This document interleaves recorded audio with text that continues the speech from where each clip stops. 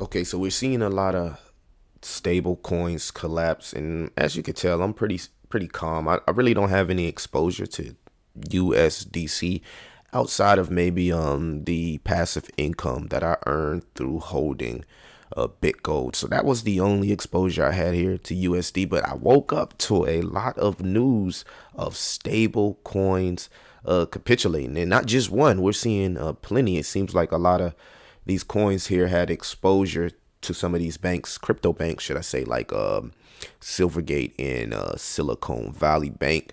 You can see here the cryptocurrency firm Circle has a 3.3 billion of its 40 billion USD coin reserves at the lender, which was shut down by regulators on Friday. So let me know in the comments if you have any exposure to USD.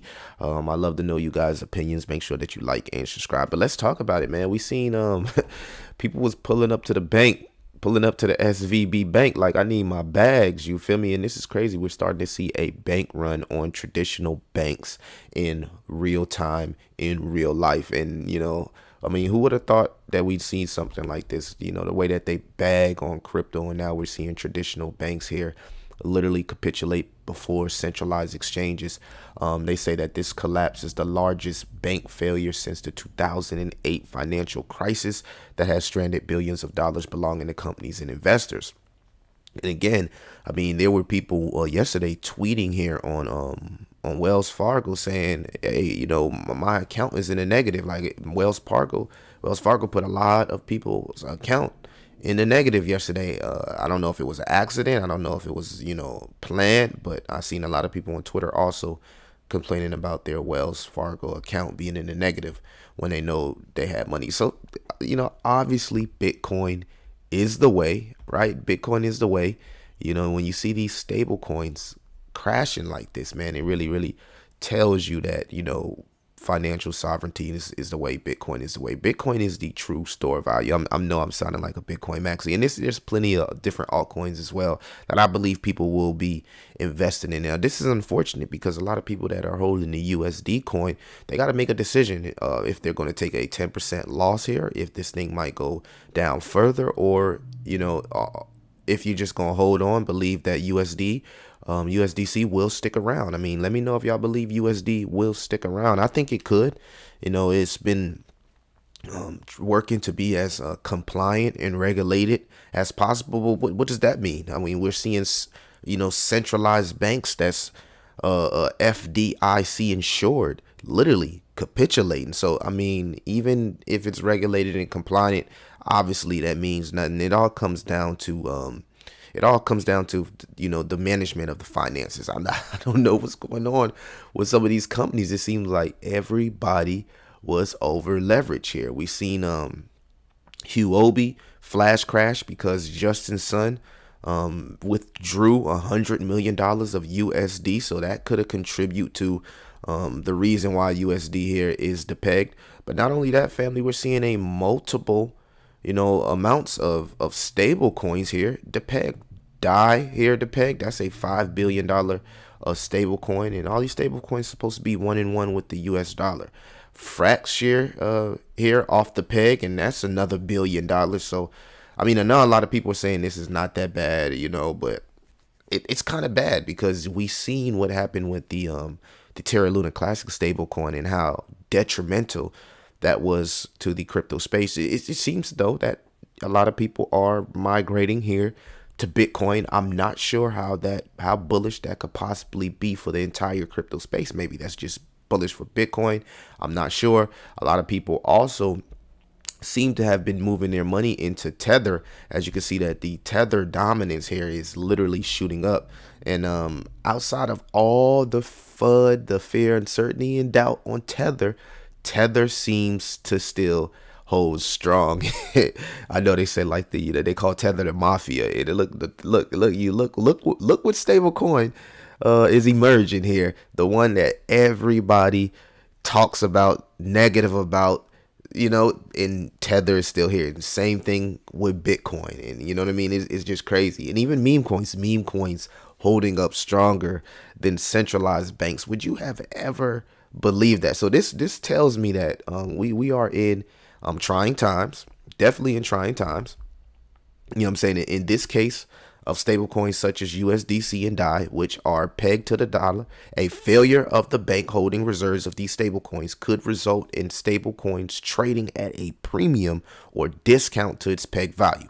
This could potentially make it more difficult for users of the stablecoin to use it as a reliable store of value or medium exchange, which could negatively impact its adoption and usage. So I think they want these stable coins out here. Maybe this is the beginning of the end for stable coins as the governments push a central bank digital currency. I believe this is a planned attack here on stable coins. You're starting to see that narrative of CBDCs creep up again, just off what we're seeing. I mean, like, what I forgot. I want to say that was China, like months ago. You know, people were like in the streets, civil unrest about the banks out there, and now we're starting to see this in the U.S. So it's clearly, family. I know it's the small banks right now, but if this could happen to the small banks, this could potentially happen to the big banks. It's clearly a shift right now in the way the financial market is going as far as the future. We're really shifting into that digital narrative. Like, you know, we're really shifting away from cash and into that digital narrative, and it's happening right before our eyes, man. We're seeing banks literally FDIC insured literally falling off the end of the cliff. This is crazy. This is crazy, man. BUSD here, another stable coin here, depegged. And why is this important? Because if you don't know, if you operate on DEX tools a lot, you can see, for instance, DEX tools, you can see some of these tokens, and this is hacking, for example. They'll have some of their liquidity in these stable coins. Like they have a pair with Binance BUSD. They have a pair down here with USDC. So this could have definitely affect some altcoins. It definitely could affect some altcoins. It definitely could affect some cryptocurrency lending protocols, and you know, the ones that fall under that narrative, as you can see, because these DeFi protocols, you know, they have exposure to these stable coins. You know, they have to lend them out. People borrow across these stable coins, and now you'll start to see some of these crypto projects, these DeFi protocols, maybe experience a little bit of pain because a lot of these protocols use these stable coins in their treasury. So USDC has came out and says they do have a treasury, they do have reserves, they do have other assets that they can actually, you know, specifically, well, potentially, should I say, bounce back. So let's just keep that in mind before we get we get too excited here. But again, not saying this is bad, it's or good. I mean, it's clearly bad, but it's good to know there are exchanges out there like crypto.com that have zero exposure to Silvergate and Silicon Valley Bank. So again, family, we'll just have to see how this turns out. I want to know what y'all think, man. As you can see, Robinhood suspends USDC trading and deposits. So, you know, a lot of different exchanges, a lot of different lending protocols, DeFi protocols in general have pairs with USDC. It was one of the biggest stable coins out there. So you got to expect this to affect the market. So again, not fear, not FUD. This is just awareness. We got to stay on top of the game. And the bullish argument to all of this, family, this is the most important part of the video if you're still here. The bullish argument to all of this is that Jay Powell may have broke something. And if he broke something, because we're seeing these banks, you feel me, capitulate, then they will have to pause. They will have to pivot.